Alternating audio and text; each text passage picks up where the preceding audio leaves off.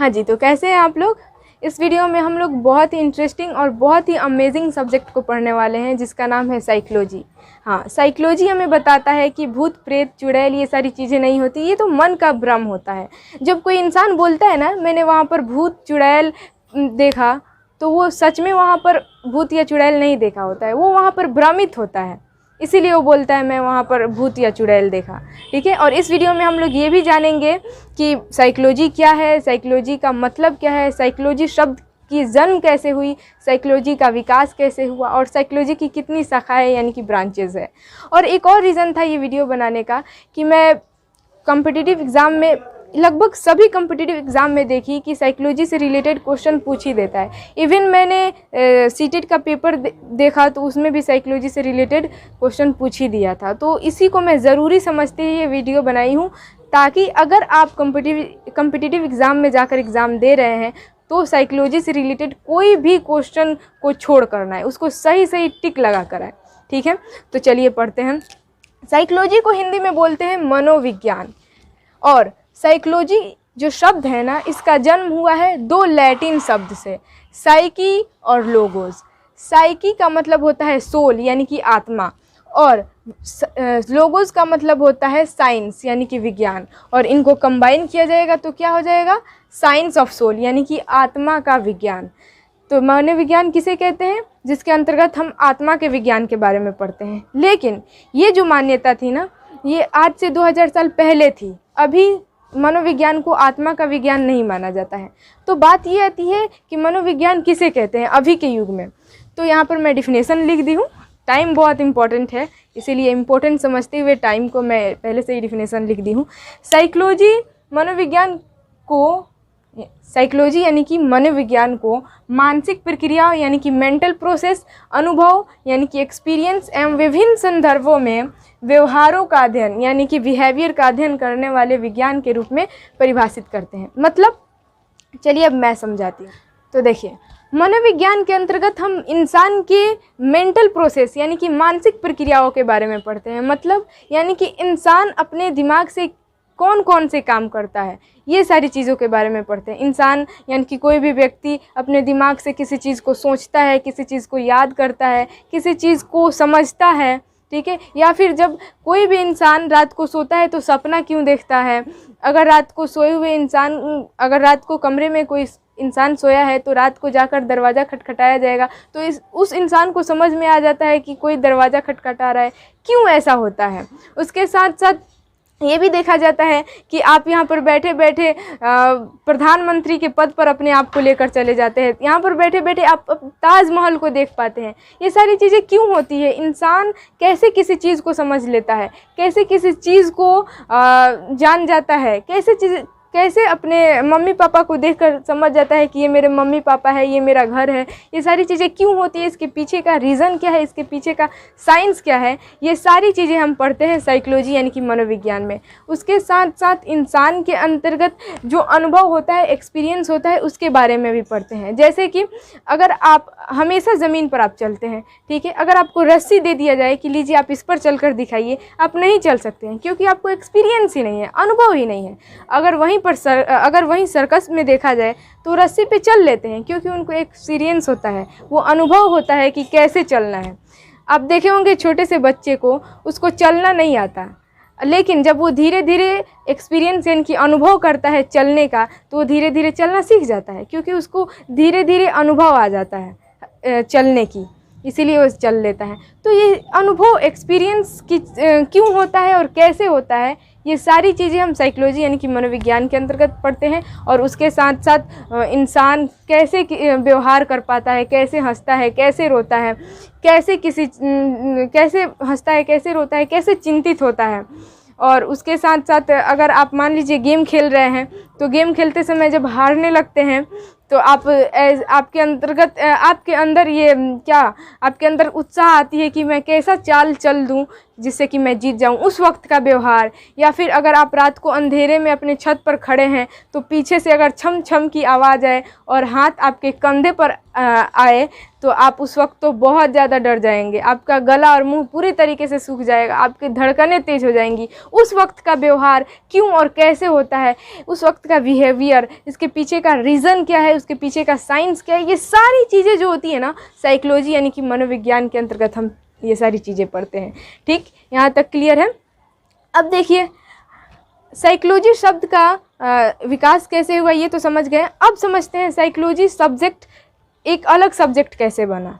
ठीक है, तो 1879 में विलियम उंट नाम के वैज्ञानिक थे, विलियम उंट।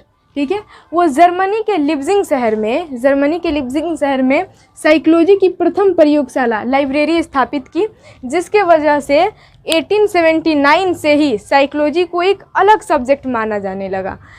तो इसीलिए साइकोलॉजी के जो पिता कहलाते हैं यानी कि मनोविज्ञान के पिता विलियम उंट कहे जाते हैं, क्योंकि उन्हीं के वजह से साइकोलॉजी एक अलग सब्जेक्ट बना, इसीलिए उन्हें फादर ऑफ साइकोलॉजी कहा जाता है। अब यहाँ पर बहुत सारे साइंटिस्ट आए जो साइकोलॉजी यानी कि मनोविज्ञान की अलग अलग परिभाषाएं, अलग अलग डेफिनेशन देकर चले गए। जैसे कि देखिए प्लूटो और अरस्तु ने कहा है कि आत्मा का विज्ञान है। क्या मनोविज्ञान क्या है? आत्मा का विज्ञान है। प्लूटो और अरस्तु तो एक महान साइंटिस्ट है, इनको फादर ऑफ बायोलॉजी भी बोला जाता है, जीव विज्ञान के पिता भी बोला जाता है। इन्होंने कहा है कि आत्मा के विज्ञान को मनोविज्ञान कहते हैं, लेकिन ये बहुत ही आज से 2000 साल पहले ये माना जाता था। उसके साथ साथ विलियम उंट ने बताया था कि मनोविज्ञान चेतना का विज्ञान है, यानी कि सोच का विज्ञान है, जिसमें हम लोग सोचते हैं हर किसी भी चीज़ को। अगला है मैकडूगल, ये भी एक साइंटिस्ट है। इन्होंने बताया था कि जीवों के व्यवहार का अध्ययन ही मनोविज्ञान कहलाता है, जिसमें हम जीवों के व्यवहार के बारे में पढ़ते हैं, उसे हम क्या कहते हैं? मनोविज्ञान। ये किसका मानना था? मैकडूगल का मानना था। उसके साथ साथ जेवी वाटसन ने बताया था कि व्यवहार का विज्ञान जो है ना वो मनोविज्ञान कहलाता है। अलग अलग साइंटिस्ट थे, अपना अपना अलग अलग परिभाषा देकर चले गए। ठीक है, तो यहाँ तक आप समझ में आया। चलिए अब हम समझ लेते हैं साइकोलॉजी की शाखाएं यानी कि उसकी ब्रांचेस। देखिए साइकोलॉजी की बहुत सारी शाखाएं हैं, जिसको मैं पहले से ही लिख दी हूँ। मैं बोल रही हूँ टाइम बहुत इम्पॉर्टेंट है, उसी को समझते हुए पहली जो शाखा है वो है सामान्य मनोविज्ञान। सामान्य साइकोलॉजी में हम व्यक्ति के, हर इंसान के सामान्य व्यवहारों, जो नॉर्मल बिहेव है, उसके बारे में पढ़ते हैं। जैसे कि हर व्यक्ति हंसता है, हर व्यक्ति रोता है, हर व्यक्ति इमोशनल होता है, हर व्यक्ति मोटिवेट होता है और हर व्यक्ति चिंतित होता है, हर व्यक्ति किसी चीज़ को सोच सकता है। तो नॉर्मल जो बिहेवियर हर व्यक्ति के अंतर्गत होता है, हर इंसान के अंतर्गत होता है ना, उसको हम पढ़ते हैं ना, तो उसे हम ले लेते हैं सामान्य साइकोलॉजी में। ठीक है, अगला है असामान्य साइकोलॉजी। असामान्य साइकोलॉजी में हम व्यक्ति के उस व्यवहार को पढ़ते हैं जो सामान्य न होकर असामान्य होता है। जैसे कि हर व्यक्ति में जो सामान्य बिहेवियर होता है ना, नॉर्मल बिहेवियर, वो नहीं होता हो। जैसे उससे मेंटली कोई प्रॉब्लम हो गया हो, कोई पागल हो गया हो, ठीक है, उसके बारे में हम पढ़ते हैं। तो ये हो जाएगा हम असामान्य साइकोलॉजी में। अगला है नैदानिक मनोविज्ञान यानी कि नैदानिक साइकोलॉजी। जो हमें असामान्य साइकोलॉजी में जो इंसान असामान्य व्यवहार कर रहा है वो क्यों कर रहा है, उसके पीछे के कारण क्या है। मान लीजिए कोई इंसान पागल हो गया है तो उसके पीछे का कारण क्या है, रीज़न क्या है, ये चीज़ जानकर और उसका सल्यूशन निकालना, उसे ठीक करना ही नैदानिक मनोविज्ञान कहलाता है। नैदानिक मतलब निदान करना, ठीक करना। जो असामान्य मनोविज्ञान के अंतर्गत जो इंसान असामान्य व्यवहार कर रहा है उसको ठीक करना, नैदानिक मनोविज्ञान। ठीक, अगला है बाल मनोविज्ञान। बाल मनोविज्ञान तो नाम से ही मालूम चल रहा है, जिसमें बच्चे यानी कि जन्म से लेकर 12 वर्ष तक के बच्चों का विकास कैसे किया जाए, उसको भाषा किस तरह सिखाई जाए, शारीरिक और मानसिक रूप से उसको किस तरह मजबूत किया जाए, किस तरह विकास किया जाए उसको, ये सारी चीज़ें हम जिस मनोविज्ञान के अंतर्गत पढ़ते हैं उसे हम कहते हैं बाल मनोविज्ञान। आजकल के बच्चे तो बहुत ज़्यादा शरारती हो गए हैं, उनको मोबाइल चाहिए ही चाहिए, मोबाइल के बिना वो तो रह ही नहीं सकते हैं। तो देखिए, अगर आप चाहते हैं आपके बच्चों में विकास हो तो ज़्यादा अपने बच्चों को मोबाइल नहीं दीजिए, क्योंकि जब वो मोबाइल को देखते हैं ना तो मोबाइल की दुनिया में ही उनका दिमाग सिकुड़े रह जाता है, बाहर क्या हो रहा है ये सारी चीज़ों को नहीं जान पाते हैं। तो अगर आपको विकास चाहिए तो थोड़ा तो कम करना पड़ेगा मोबाइल देने से, ठीक है। तो बाल मनोविज्ञान हो गया। अगला है किशोर मनोविज्ञान। बाल मनोविज्ञान जन्म से लेकर, ठीक है, बाल मनोविज्ञान जन्म से 12 वर्ष तक के बच्चों के बारे में, विकास के बारे में अध्ययन किया जाता है, तो उसे क्या कहते हैं, बाल मनोविज्ञान। अब बात आती है किशोर मनोविज्ञान। तो ये 13 से लेकर 19 वर्ष के जितने भी लड़के लड़कियां हैं, उनकी जो कोई भी प्रॉब्लम है ना, तो उसके बारे में सल्यूशन निकाल कर उसको हल करना, वो क्या हो जाता है, किशोर मनोविज्ञान के अंतर्गत हम पढ़ते हैं। अगला है शिक्षा मनोविज्ञान। ये तो बहुत ही इम्पोर्टेंट साइकोलॉजी का शाखा है। शिक्षा साइकोलॉजी में हम शिक्षा के क्षेत्र के बारे में पढ़ते हैं। क्या बोला जाता है, पढ़ाने से लेकर उसको एग्ज़ाम लेने से, टीचर से लेकर स्टूडेंट तक जो कोई भी प्रॉब्लम आता है शिक्षा के क्षेत्र में, उन सारी चीज़ों को सल्यूशन निकालना और उसको ठीक करना हम साइकोलॉजी की शिक्षा साइकोलॉजी के अंतर्गत हम पढ़ते हैं, ठीक है। अगला है समाज मनोविज्ञान। इसमें समाज के बारे में हम पढ़ते हैं, समाज में लोग कैसे रहते हैं, ये सारी चीज़ों के बारे में जानते हैं। समाज, जैसे कि कोई व्यक्ति ऐसा होता है जो कभी समाज में गया ही नहीं रहता है, उसको बोल दिया जाए कि 2-4 आदमी के सामने तुम बोल कर दिखाओ, वो नहीं बोल सकता क्योंकि उसने कभी समाज देखा ही नहीं है। तो समाज में जहाँ पर लोग रहते हैं वहाँ पर साइकोलॉजी का अध्ययन ही मनोविज्ञान के समाज मनोविज्ञान कहलाता है, ठीक। आगे है औद्योगिक मनोविज्ञान। इसमें उद्योग में काम करने वाले, यानी कि फैक्ट्री में काम करने वाले जो मजदूर होते हैं, लेबर होते हैं, उनकी कौन कौन सी प्रॉब्लम है, बीज बोने के लिए कौन सा बीज चुना जाए, कितनी फसल हो रही है, अगर कोई बाढ़ सूखा आ जा रहा है, ये सारी समस्याएं, और मान लीजिए लेबर हड़ताल कर दिए, तो ये जितनी भी सारी समस्याएं होती है ना फैक्ट्री से रिलेटेड, उद्योग से रिलेटेड, उसे औद्योगिक मनोविज्ञान के अंतर्गत हम पढ़ते हैं, ठीक। यहाँ तक क्लियर। अब देखिए 9 नंबर है मनोविश्लेषणात्मक मनोविज्ञान। मनोविश्लेषणात्मक मनोविज्ञान में ना हम जो अचेतन मन है, यानी कि किसका मन ठीक नहीं है तो उसके पीछे का किसी का मूड ठीक नहीं है तो उसके पीछे का रीज़न जानिए, उसके पीछे का कारण क्या है, उसके पीछे का रीज़न जानकर फिर उसको ठीक कीजिए, उसका सल्यूशन निकालिए। ये हो जाता है मनोविश्लेषणात्मक मनोविज्ञान में, मनोविश्लेषणात्मक साइकोलॉजी में। पीछे अचेतन मन के पीछे का कारण क्या है उसको जानना, फिर ठीक करना। समझ में आया। तुलनात्मक मनोविज्ञान, ये तो बहुत आसान है। तुलनात्मक मनोविज्ञान नाम से ही समझिए, तुलना करना। किससे तुलना करना, जो जीव होते हैं, जीवों के व्यवहार, जीव कौन कौन से व्यवहार कर रहे हैं, मान लीजिए गाय, बकरी, भैंस, ये जितने भी जीव हैं उनकी व्यवहार को तुलना करना किससे, हम प्राणियों से, यानी कि मानव और इंसान से। तो जब जीव यानी कि गाय, भैंस, बकरियों की तुलना हम इंसानों से की जाती है, किसके, व्यवहारों की तुलना, तो हमें उसे तुलनात्मक मनोविज्ञान यानी कि तुलनात्मक साइकोलॉजी कहते हैं, ठीक। 10 हो गया। अब आगे देखिए सैन्य मनोविज्ञान। सैन्य मनोविज्ञान की जो विकास हुआ, ये हुआ फर्स्ट वर्ल्ड वॉर में।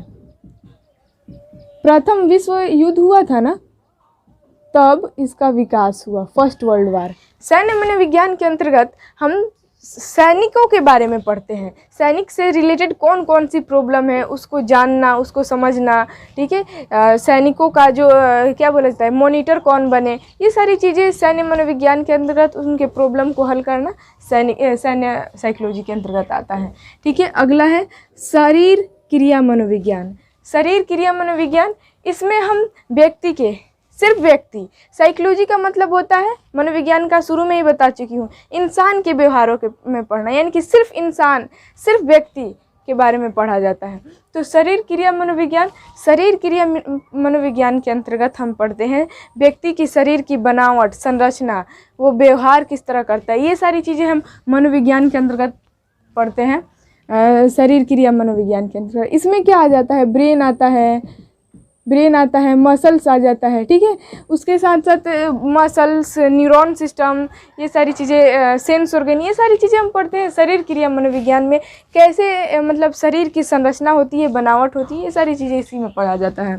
13 नंबर है प्रयोगात्मक मनोविज्ञान। हाँ, ये इम्पॉर्टेंट है। इसको जो स्टार्ट किया था प्रयोगात्मक मनोविज्ञान को जिसने दिया था वो साइंटिस्ट थे विलियम वुंट। याद कीजिए, विलियम वुंट ही हैं फादर ऑफ साइकोलॉजी, और उन्होंने प्रयोगात्मक मनोविज्ञान दिया। प्रयोगात्मक मनोविज्ञान के अंतर्गत हम किसी भी चीज़ को प्रयोग कर कर, एक्सपेरिमेंट कर कर देखते हैं।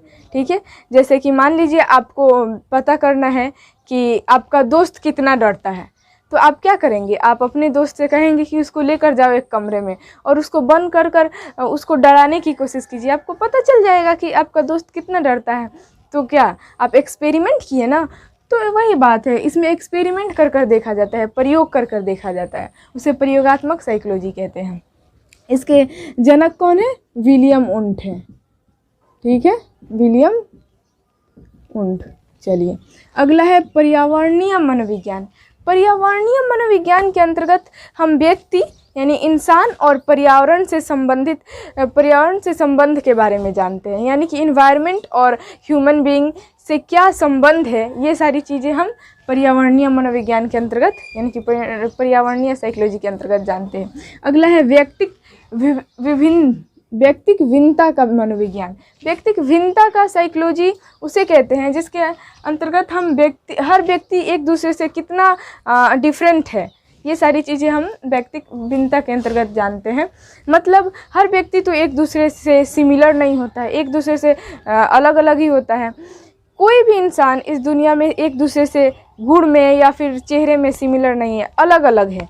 ठीक है, तो वो क्यों अलग अलग होता है, कैसे होता है, ये सारी चीज़ें व्यक्तिक भिन्नता का मनोविज्ञान के अंतर्गत पढ़ा जाता है। अगला है चिकित्सा मनोविज्ञान। चिकित्सा मनोविज्ञान यानी कि चिकित्सा साइकोलॉजी के अंतर्गत हम पढ़ते हैं अगर किसी को मेंटली कोई प्रॉब्लम हो गया है तो उसको कैसे ठीक किया जाए, मतलब उसको क्या बोला जाता है, उसको चिकित्सा द्वारा ठीक करना।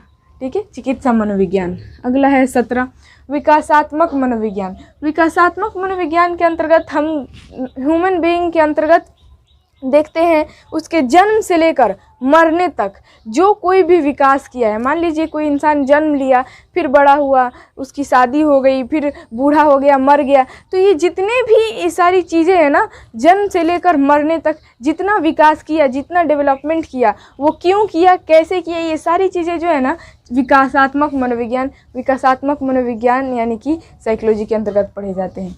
अपराध मनोविज्ञान। अगला है अपराध। इसमें जो अपराध और अपराधियों से रिलेटेड चीज़ों के बारे में जानते हैं। और अपराध मनोविज्ञान के अंतर्गत साइकोलॉजी यानी कि मनोविज्ञान कहता है कि कोई भी इंसान जन्म से ही क्राइम नहीं सीख कर आता है, जन्म से ही अपराध सीख कर नहीं आता है। वो तो जब बड़ा होता है तो बाहर के क्या बोला जाता है, समाज से सीखता है। अगर उसको गलत शिक्षा मिलती है तो वो अपराध करने लगता है, वो जन्म से सीख कर नहीं आया रहता है। तो अपराध मनोविज्ञान के अंतर्गत अपराध और अपराधियों से जुड़ी साइकोलॉजी के बारे में पढ़ा जाता है। ठीक है, यहाँ तक क्लियर है। अब मैं आपको एक बहुत ही इंटरेस्टिंग फैक्ट बताने जा रही हूँ, बहुत ही इम्पोर्टेंट है और बहुत ही अमेजिंग है, जो साइकोलॉजी द्वारा बताया गया है। साइकोलॉजी द्वारा जो साइकोलॉजिकल पहला फैक्ट है वो ये है कि जो हम लोगों का माइंड होता है ना, इंसान का माइंड, दिमाग, वो उन्हीं कामों को सबसे ज़्यादा इम्पोर्टेंट देता है जो ज़रूरी होता है। जो काम अभी पूरा होने में काफ़ी समय है उसको माइंड ज़्यादा इम्पोर्टेंट नहीं देता है। आप तो स्टूडेंट है, आप तो खुद अपने पर लेकर देख सकते हैं। आप लोगों का जब एग्ज़ाम का डेट नहीं निकला रहता है तो आप उतना प्रेशर लेकर पढ़ाई नहीं करते, उतना इम्पोर्टेंट लेकर पढ़ाई नहीं करते हैं। लेकिन जैसे ही आपका एग्ज़ाम का डेट निकलता है, एग्ज़ाम के लिए 2-3 दिन बचे रहते हैं, तो आप पूरा दिमाग पर जोर देकर पढ़ाई करते हैं, पूरा उसको सीरियसली पढ़ाई करते हैं। क्यों? क्योंकि आपका माइंड समझता है कि अभी एग्ज़ाम बहुत ही नज़दीक है, बहुत इम्पोर्टेंट है वो। ठीक है, और सारे इंटरेस्टिंग फैक्ट हैं साइकोलॉजिकल से रिलेटेड। साइकोलॉजी हमें बताता है कि हमेशा जो निगेटिव सोचते रहते हैं ना, वो जो लोग हमेशा निगेटिव चीज़ें को सोचते रहते हैं उनकी शरीर धीरे धीरे डाउन हो जाती है और वो बीमार पड़ जाते हैं। तो कभी भी निगेटिव नहीं सोचिए। अब इसको ठीक कैसे करें? तो आप अपने आप को बिज़ी रखिए। अगर आप अपने आप को बिज़ी रखेंगे ना तो आप खुश रहेंगे और स्वस्थ रहेंगे, सोचने का मौका ही नहीं मिलेगा आपको। तो इस तरह आप निगेटिव थिंकर से क्या कर सकते हैं, छुटकारा पा सकते हैं। ठीक, और कोई भी साइकोलॉजिकल फैक्ट है, जैसे कि किसी इंसान को, कोई इंसान है वो नॉर्मल कपड़ा पहनता है तो कहीं भी किसी तरह बैठ जाता है, कहीं भी किसी तरह लेट जाता है, लेकिन उसको ले जाकर कोट पैंट ऑफिशियल कपड़ा पहना दिया जाएगा ना तो उसका व्यवहार चेंज हो जाएगा। वो कहीं भी किसी तरह नहीं बैठेगा, वो समझेगा कि हाँ मैं नया कपड़ा पहना हूँ, ऑफिशियल कपड़ा पहना हूँ, तो वो उसी तरह बैठेगा। ये आप लोग अपने घर में भी देखे होंगे, जब आप लोग नया कपड़ा पहनते हैं तो उतना नॉर्मल बिहेवियर की तरह नहीं करते हैं। आप नया कपड़ा पहने रहते हैं तो नया कपड़ा आप जानते हैं कि हाँ मैं नया कपड़ा पहना हूँ, तो उसी तरह बैठते हैं, ठीक है।